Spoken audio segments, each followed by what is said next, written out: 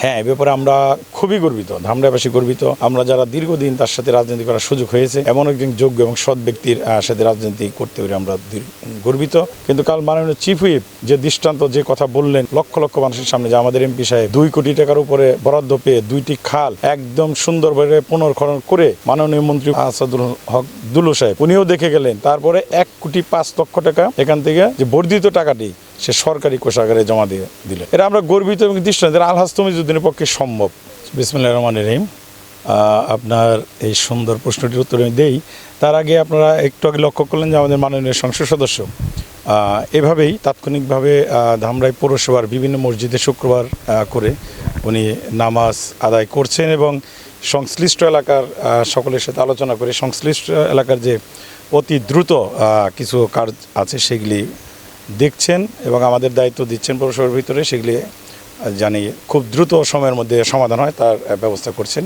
এই জন্য আমরা পৌর বিএনপির পক্ষ থেকে তাকে ধন্যবাদ জানাচ্ছি। সর্বপ্রথমে ছবাইরা গ্রামে দেখলেন যে আপনার ওই খেলার মাঠটি, যেমন খেলার মাঠ নিয়ে আমি বলতে হয় যে আমাদের প্রধানমন্ত্রী দেশনায়ক তারেক রহমান নির্দেশ দিয়েছেন মাদক মুক্ত একটি সমাজ গড়ার জন্য, সারা বাংলাদেশ গড়ার জন্য সারা বাংলাদেশে যে খেলার মাঠগুলি আছে সেগুলো বিভিন্ন দখলদারদের কাছ থেকে অবমুক্ত করে এবং উন্নয়নের মাধ্যমে খেলার মাঠের উপযোগী করার জন্য যে নির্দেশনা দিয়েছেন, আমরা সেই নির্দেশনা অনুযায়ী এই ছবাইরা গ্রামের যে মাঠটি আমরা দেখলাম, এমপি সাহেব আমাদের নির্দেশ দিয়েছেন। আমার সাথে আমার সাংগঠনিক সম্পাদক মারুফ শিকদার আছেন, এই গ্রামেরই কৃতি সন্তান।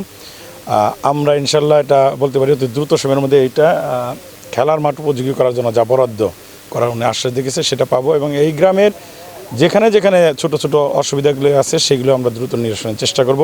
কারণ আজকে মসজিদে উনি একটা কথাই বলছেন যে এটা তার শৈশবে স্মৃতি বিজড়িত একটি গ্রাম আমাদের এমপি সাহেবের। আর যে কথাটি আমাকে প্রশ্ন করলেন, হ্যাঁ, এ ব্যাপারে আমরা খুবই গর্বিত, ধামরাইবাসী গর্বিত। আমরা যারা দীর্ঘদিন তার সাথে রাজনীতি করার সুযোগ হয়েছে, এমন একজন যোগ্য এবং সৎ ব্যক্তির সাথে রাজনীতি করতে পেরে আমরা গর্বিত। আমরা জানতাম যে এই ধরনের সরকারি বরাদ্দগুলি টিআর, কাবিখা, খাল ভরাট, এগুলি লুটপাটের একটি ইতিহাস ছিল, যেগুলো আসতো এমপি সাহেব লুটপাট করতে। কিন্তু কাল মাননীয় চিফ হুইপ যে দৃষ্টান্ত, যে কথা বললেন লক্ষ লক্ষ মানুষের সামনে, যে আমাদের এমপি সাহেব 2 কোটি টাকার উপরে বরাদ্দ পেয়ে 2টি খাল একদম সুন্দরভাবে পুনর্খনন করে মাননীয় মন্ত্রী মহোদয় আসাদুল হক দুলু সাহেব উনিও দেখে গেলেন। তারপরে 1,05,00,000 টাকা এখান থেকে যে বর্ধিত টাকাটি সে সরকারি কোষাগারে জমা দিয়ে দিলেন। এটা আমরা গর্বিত এবং দৃষ্টান্ত, আলহাজ তমিজউদ্দিনের পক্ষে সম্ভব।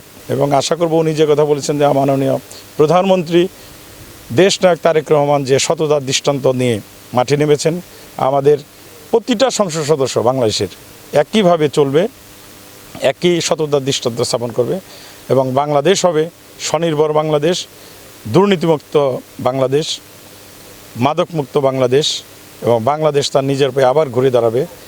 আলহাজ তমিজউদ্দিনদের মতো সংসদ সদস্য ইনশাল্লাহ জনগণ নির্বাচিত করেছেন, এটা হবে ইনশাল্লাহ এবং আমরা গর্বিত। এভাবেই কোথাও কোনো দুর্নীতির ছায়া ইনশাল্লাহ আপনারা পাবেন না। এটা তমিজউদ্দিনের সারা জীবনের রাজনীতির একটু উজ্জ্বল দৃষ্টান্ত। আমরা জানি বিরোধী দলে থাকতে অনেকে সৎ থাকে, কিন্তু সরকারি দলের এমপি হওয়ার পর অনেকে চেঞ্জ হয়ে যান, কিন্তু তমিজউদ্দিন সেটা প্রমাণ করে দিচ্ছেন যে না, তমিজউদ্দিনই সততার দৃষ্টান্ত, উজ্জ্বল দৃষ্টান্ত যদি হয় সেটা তমিজউদ্দিনই সে প্রমাণ করে দিচ্ছেন। এটাই আর কি কথা। ধন্যবাদ আর কি। আমরা আপনাদের কাছে আমরা সহযোগিতা কামনা করবো। আমরাও জানি আলহাজ তমিজউদ্দিনের মতো এই সৎ থেকে সততার মাধ্যমে এগিয়ে যেতে পারি।